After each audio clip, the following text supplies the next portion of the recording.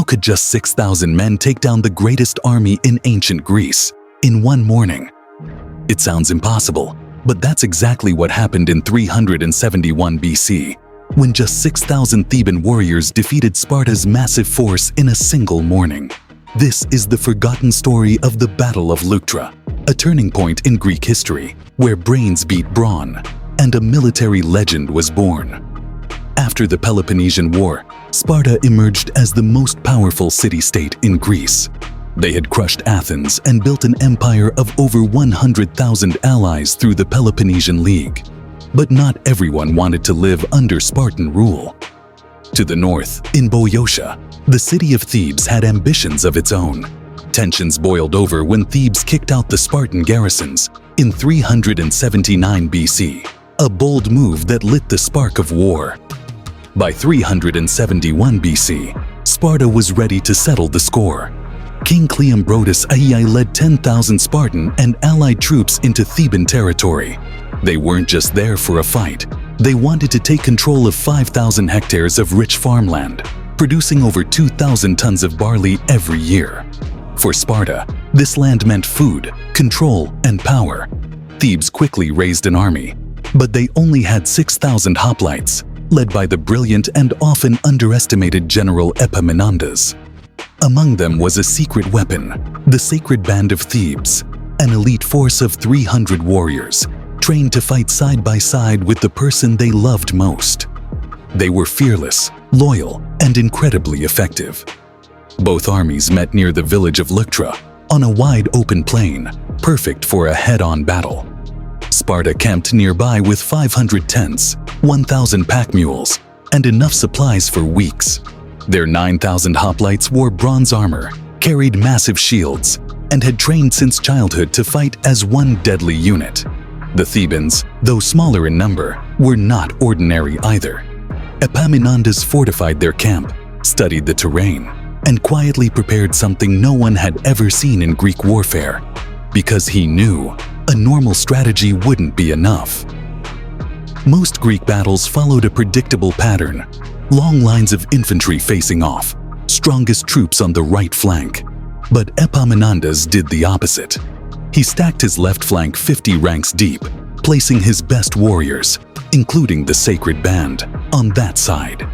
His right flank was left intentionally weak, only 4 ranks deep. It was a high-risk gamble.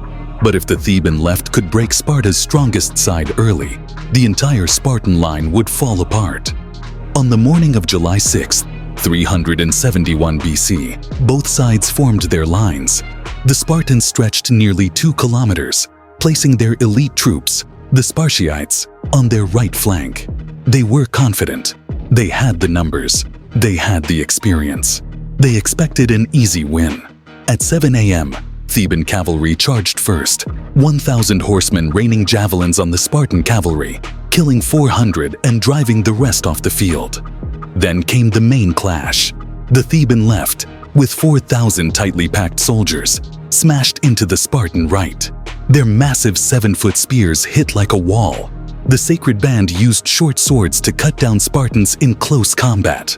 Within just 20 minutes, 300 elite Spartan warriors were dead, including King Cleombrotus himself, struck down by a spear.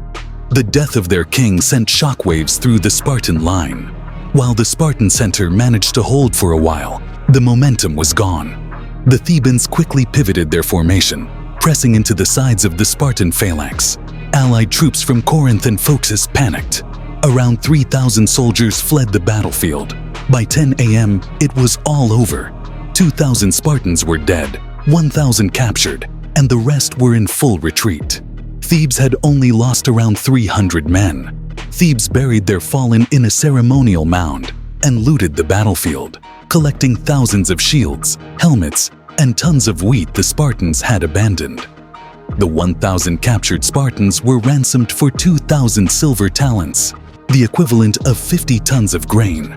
And for the first time in over a century, Sparta had lost a major land battle. Their unbeatable reputation gone. Thebes quickly seized control of Boeotia, invaded the Peloponnese, and freed 10,000 enslaved Messenians, a brutal blow to Sparta's economy and pride. By 367 BC, most of Sparta's allies had abandoned them. Their army had shrunk, their grain supply dropped, and their grip on power was slipping fast. Meanwhile, Theban tactics spread far and wide, even influencing Philip II of Macedon, who would later teach those same methods to his son, Alexander the Great. The Battle of Leuctra wasn't just a Theban victory. It changed how wars were fought. It proved that strategy beats numbers, that brave ideas can break empires, and that even giants like Sparta can fall. In the words of ancient historian Xenophon, none believed Sparta could be humbled, yet Luctra proved otherwise. Thanks for joining us on this epic journey through one of history's most underrated battles.